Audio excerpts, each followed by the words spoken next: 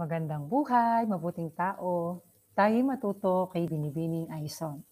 For today's vlog, i-a-apply na po natin kung ano yung natutunan natin sa paggawa ng class point gamit ang PowerPoint. So sa part 1 po, ibinahagi ko sa aking vlog kung paano mag-install ng class point at mag-sign up sa PowerPoint. Part 2 po ng aking vlog ay kung paano gamitin ang class point sa pagtuturo o sa online class. So part 3 po, ang gagawin natin, paano natin gagamitin ang annotation settings, ito ang iba't ibang kulay ng pen, at whiteboard. ClassPoint is a digital classroom solution designed by ICNO. Ayan. So habang binabasa po natin, pwede na po tayong mag-set ng slideshow. Ayan. So mag-set na po tayo ng slideshow. At itong class code na to, ito yung ibibigay natin sa mga estudyante natin. At gusto nating itong isend sa group chat. Okay, kung anong online platform man meron tayo. Tapos, ito naman, ayan, ito po, itong icon ng ClassPoint, pwede natin itong i-click.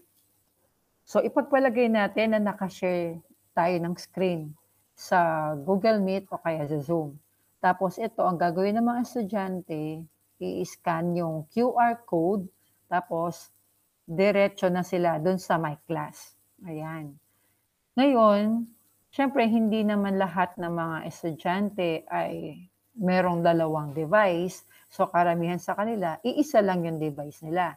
So, sa halip na pa-scan natin yung QR code, ang gawin na lang nila ay i-input itong class code. So, ito, arrow. So, arrow ang nakikita sa screen ni teacher. So, ito rin ang makikita ng mga estudyante kung mag-share tayo ng screen. Tapos, kung ang gagamitin naman natin ay laser point, ayan, so ito rin ang makikita ng mga estudyante sa kanilang screen habang naka-share screen tayo. Ngayon, ito naman, itong mga pen na to na iba-iba ang kulay, maaari natin itong gamitin to emphasize. Ayan. So, halimbawa, green pen ang gagamitin ko. So, habang nagdi-discuss, for example, ClassPoint is a digital classroom solution designed by ICNO. So, pwede kong gamitin ang pen na itong pang-underline. Tapos, itong marker, ayan, o highlighter, pwede natin gamitin to pang-highlight dito sa ICNO. Ayan. Ngayon, ito namang eraser, pwede natin gamitin yan pang-erase. Ayan. Tapos, pwede tayong pumili ng ibang kulay. Gusto natin ng violet. Tapos, gusto natin encircle. Ayan. So, yun po. Tapos, dito na tayo sa whiteboard. Ayan. So, ang whiteboard naman, pag kinlik natin to, ganito ang mangyayari. Ayan. So, pili tayo kung ito ba ay whiteboard, blackboard, o rolled paper. So, halimbawa ako, gusto ko rolled paper. Pero bago yun, close muna natin. Gusto ko, mag-next slide muna tayo. Ayan. So, ito yung topic natin. Common mistakes. So, pwede tayong gumamit ng laser pointer. Ayan. So, common mistakes sa gramatikang Filipino. Pwede tayong gumamit ng pen. So, common mistakes. Ayan. O, ayan. Tapos, pwede tayong gumamit ng violet sa gramatikang Filipino. Ayan. Pwede nating erase kasi hindi pantay. So, gamitin natin to. Ayan. Gramatikang Filipino. Ayan. Tapos, ang gawin natin, magpapakita tayo ng, kumbaga, paunang activity. So, pwede natin gamitin yung whiteboard. Ayan. Tapos, gamitin ko itong rolled paper. Ayan. Tapos, maglalagay ako ng word dito.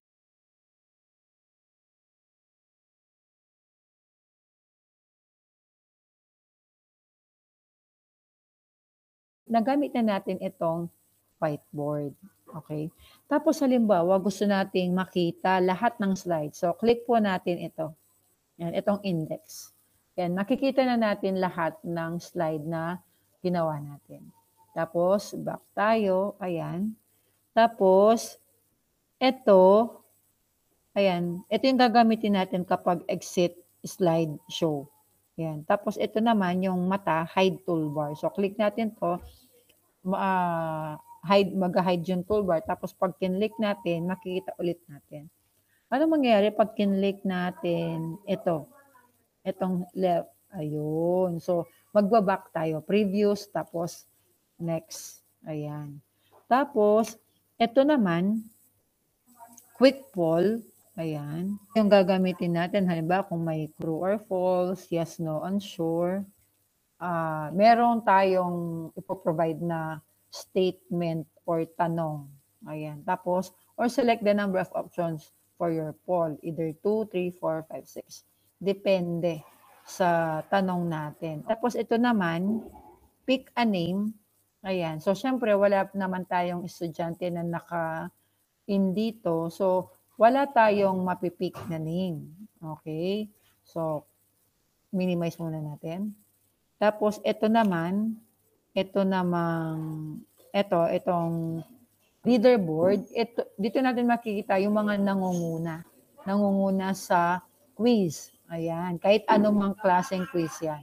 So, nakalagay dito, the competition has not started. Kasi yan, kaya wala pang nangunguna sa competition. Okay po, so minimize natin. Ayan. Tapos, ayan, so next, ayan. Ayan, nagsisimula na yung ating multiple choice. Pero dito, dalawa lang yung pagpipilian. Ano ang tama? A, ang mga kabataan. So, pwede tayong gumamit ng ating laser pointer. So, ano ang tama? A, ang mga kabataan. B, ang kabataan. Pag natapos yan, doon makikita yung mga nakakuha ng tamang sagot. Ayan, so, sasampulan lang po namin kayo. Ayan. So, dito, pinakita na walang sumagot kasi wala naman naka-in na student dito. Pero kapag may nag-in, ayan, makikita natin kung ilan yung nakasagot ng tama. Tapos, show correct answer. So, ang tama ay letter B. Ayan. Tapos, pwede tayong mag-insert results as slide. Ayan. Tapos, minimize natin. Ayan. Minimize natin. Ayan. So, gamitin natin yung arrow. Ayan.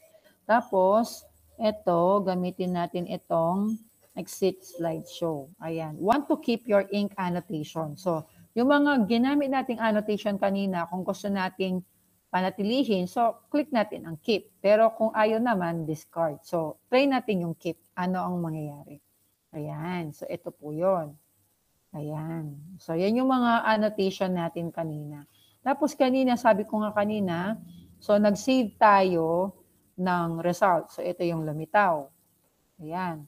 Ngayon, ang mangyayari dito, ayan, so pakita lang natin, paano kung gusto mong mabura o gusto mong burahin ito. So, double-click mo lang to, double-click, ayan. So, mabubura mo na. Press mo na lang yung delete. Ayan. So, ito ron, double-click, delete. Ayan. Ganon din dito. So, double-click, delete. Ayan. Tapos, ito rin, ayan, double-click, delete. So, dito, ayan. So, ito yung paunang activity. Balik tayo dito. Ayan. Next slide. Ayan. Kamusta or kumusta? Ang topic kasi natin, common mistakes sa gramatikang Filipino. Itong kamusta or kumusta, ilipat natin sa second slide. Ayan. Kasi ito yung, kumbaga, motivation part natin o pagganyak natin. Ayan. So, lagay natin sa slideshow. Ayan. Ayan. So, kamusta or kumusta? Alin o ano ang tama sa dalawa? Okay? So, dito ang tama ay kumusta. At doon na papasok yung ating paksa na common mistakes sa gramatikang Filipino. Ayan. At papasok na yung mga tanong. Ayan. At ganun lamang po kasimple. Kung gusto nyo pa pong malaman ang paraan ng paggamit ng ClassPoint, meron po akong part 1, part 2. So ito po ay part 3 na po ng ating content tungkol sa ClassPoint. At dito po nagtatapos ang ating tutorial sa paggamit ng annotation settings. Happy learning! God bless po!